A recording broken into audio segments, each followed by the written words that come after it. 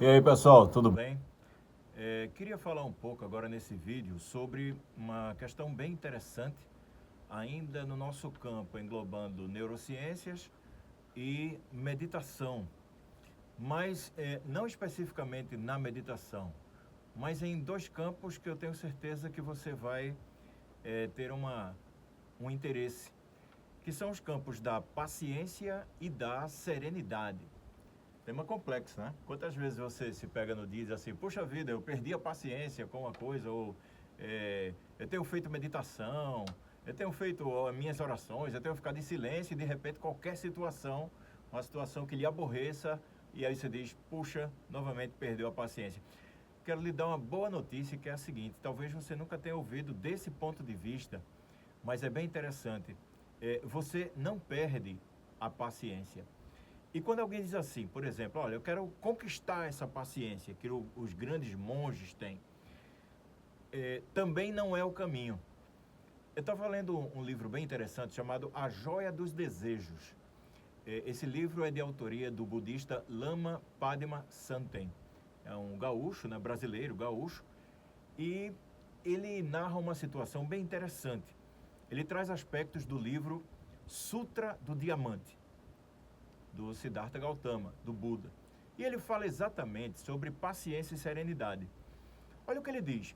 E aí, óbvio que a gente entra para o campo filosófico também, quando diz assim, paciência e serenidade não podem ser geradas. São qualidades inatas. E aí você vai dizer, oi, como é que funciona? Pois é, paciência e serenidade são qualidades inatas. Elas não podem ser geradas. O que ele diz é o seguinte, quando a gente procura a serenidade, a gente deve procurar remover as fixações. O que é que o Lama está falando de fixações? Fixações são os nossos padrões mentais. Por exemplo, pense em uma coisa que lhe aborrece muito. Mas pense também que essa coisa não aborrece uma pessoa da sua família, por exemplo. Algo que você se aborrece, algo que você não gosta, e essa mesma situação não aborrece a outra pessoa. Então, o que acontece? Se essa situação ocorre, a outra pessoa vai continuar paciente, serena, enquanto você, naquele instante, vai explodir, vai murmurar, vai reclamar. Então, percebeu qual o ponto de vista que ele está utilizando para essa questão da paciência e da serenidade serem qualidades inatas? E aí, qual é o procedimento? Ora, se algo não aborreceu a outra pessoa, mas esse mesmo fato me aborreceu, e eu quero buscar essa serenidade, essa paciência, eu não vou buscar fora de mim, eu vou buscar dentro de mim. E não vai funcionar se eu buscar ser paciente na hora que me ocorre aquilo que eu não gosto. O que é que eu vou fazer?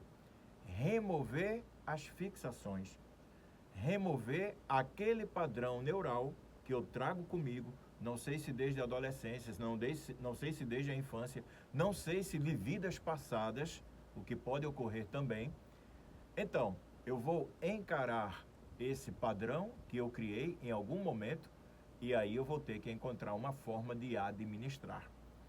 Inicialmente, como é um fato muito complexo, não é fácil, porque, por exemplo, essas fixações para os budistas, padrões neurais para os neurocientistas, quadros gerais para a gente, são medos, traumas, obstáculos, desafios, qualquer tipo de ameaça.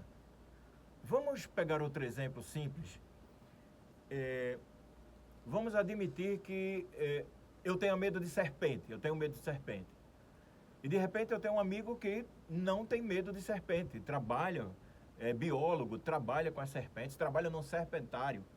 Se você chegar numa sala e solta uma serpente, o que é que vai acontecer? Ah, eu vou querer correr, vou querer pular, vou querer sair de qualquer maneira. E ele? Ele mantém o seu padrão de serenidade, porque ele tem aquele hábito, tem aquele costume, não vai abalá-lo. Então, se eu conseguir trabalhar esse padrão neural, se eu conseguir primeiro, talvez até com a ajuda de especialista, de onde vem esse meu medo, É óbvio que ninguém vai sair na rua afrontando as serpentes, não é nada disso, não é um bicho peçonhento. Mas de onde vem esse exagero que faz com que o meu cérebro emita respostas que eu não desejo naquele momento? E aí nós vamos entrar no campo da neurociência propriamente dita. Existe uma estrutura no nosso cérebro chamada amígdala. É muito pequena, tamanho e formato de uma amêndoa. E ela faz parte do sistema límbico, que envolve o tálamo, envolve o hipotálamo, envolve o hipocampo, enfim, envolve as nossas emoções. E a amígdala, ela é a guardiã das nossas emoções, principalmente no que se refere a questões como medo, como ansiedade. O que é que vai acontecer? Todas as vezes que me desperta aquele medo ou algo em que eu fico ansioso, é que a amígdala, ela recebeu as informações do campo emocional e que aquilo não vai me fazer bem, de que eu tenho medo ou que eu fico ansioso. Então, ela emite uma resposta, ela emite um estímulo. E óbvio que é nesse momento que a gente se desequilibra emocionalmente.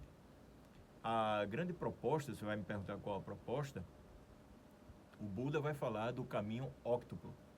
O caminho óctuplo dá para a gente gravar mais um vídeo mais adiante falando sobre, é espetacular, os 8 caminhos, as 8 vias, né, desse caminho que fala o Siddhartha Gautama, o Buda, para nós atingirmos essa iluminação tão falada. É óbvio que é um caminho muito longo, não é um caminho fácil, não é um caminho que seja rápido, não. Ele é longo, talvez seja cansativo, talvez exija muito, mas ele é promissor.